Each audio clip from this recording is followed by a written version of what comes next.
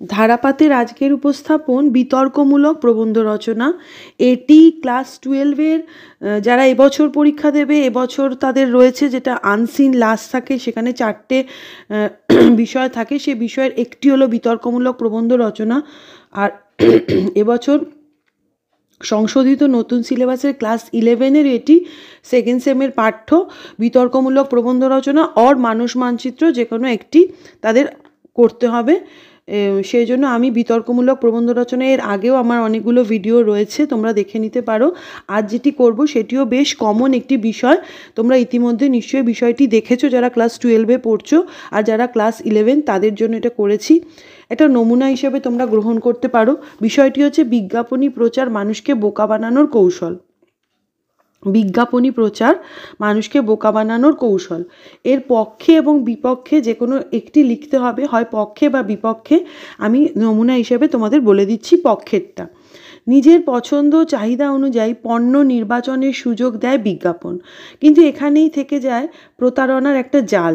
বিজ্ঞাপনের জৌলুসে বিভ্রান্ত হয়ে যখন নিম্নমানের জিনিস কেনা হয়ে যায়, তখন আর আক্ষেপ করা ছাড়া কিছুই থাকে না।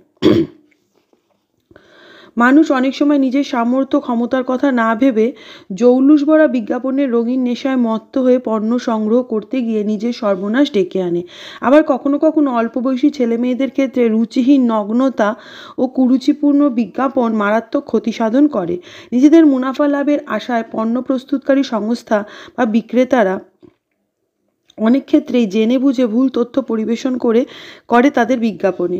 এর ফলে কম বয়সী ছেলে মেয়ে থেকে শুরু করে শিশুরা, এমনকি পরিণত শিক্ষিত মানুষরাও অনেক সময় বিভ্রান্ত হয়ে যায়। এর প্রভাব হয় খুবই ক্ষতিকারক। তাই বিজ্ঞাপনী প্রচার নয়, পণ্যদ্রব্যের গুণগত মান গুরুত্বপূর্ণ হওয়াই আবশ্যক। এবারে বিপক্ষে বলবো। আমার বিপক্ষীয় বন্ধুর মতামতকে যথেষ্ট সম্মান দিয়েই আমি একথা বলতে চাই যে বিজ্ঞাপন কেবলই মানুষকে বোকা বানানোর কৌশল, এটা সর্বৈব সত্য নয়। আমি মানছি অনেক রুচিহীন বিজ্ঞাপন তরুণ সমাজকে বিভ্রান্ত করে, তবে আধুনিক গতিশীল বিশ্বায়নের যুগে মানুষের ঢাক নিজেকেই পেটাতে হয়। আধুনিক কর্পোরেট দুনিয়ায় মানুষও প্রোডাক্ট পরিণত হয়েছে।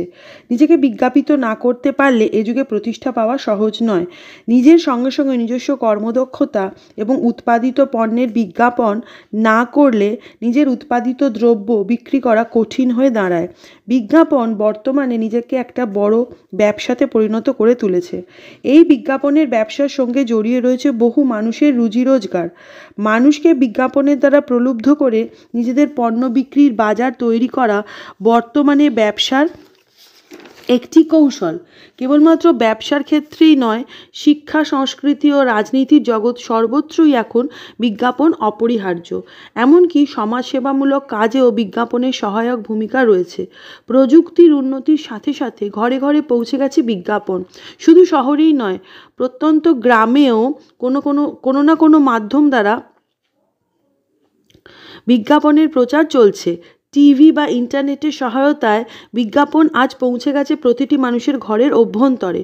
প্রতিযোগিতার বাজারে বিভিন্ন সংস্থা একই বস্তুর বিজ্ঞাপন দেখে ক্রেতা বিভিন্ন সময় দ্রব্যের গুণাগুণ বিচার করতে পারে। এতে ক্রেতাদের প্রতারিত হওয়ার সম্ভাবনা অনেকটাই কমে যায়। উৎকৃষ্ট বা ভালো জিনিসের জন্য করা বিজ্ঞাপনে বাড়িয়ে বলা বা মিথ্যে বলার দরকার হয় না।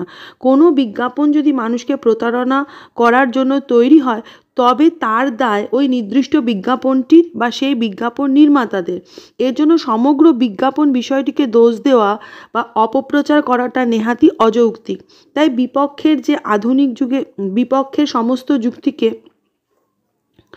মাথায় রেখেও আমি একথা বলতে পারছি যে আধুনিক যুগে বিজ্ঞাপনের অপরিহার্যতাকে অস্বীকার করার কোনো জায়গা নেই। তো এটা হলো একটা বিতর্কমূলক প্রবন্ধ রচনা। এটা ক্লাস 11 সেকেন্ড সেমের পাঠ্য এবং ক্লাস 12-এরও এটা এবছর মানে সংশোধিত সিলেবাসেও রয়েছে এবং আগেও ছিল। তো তোমরা অবশ্যই ভালো করে করবে, তৈরি করে নিও। ভালো লাগলে আমারও ভালো লাগলে অবশ্যই কমেন্ট করো। আর নতুন কোনো বিতর্কমূলক প্রবন্ধ যদি তোমরা চাও তাহলে সেটাও আমাকে জানিও, আমি তোমাদের লিখে দেবো। ভালো লাগলে একটা লাইক করো প্লিজ, শেয়ার করো এবং ধারাপাতকে তোমরা সাবস্ক্রাইব করো।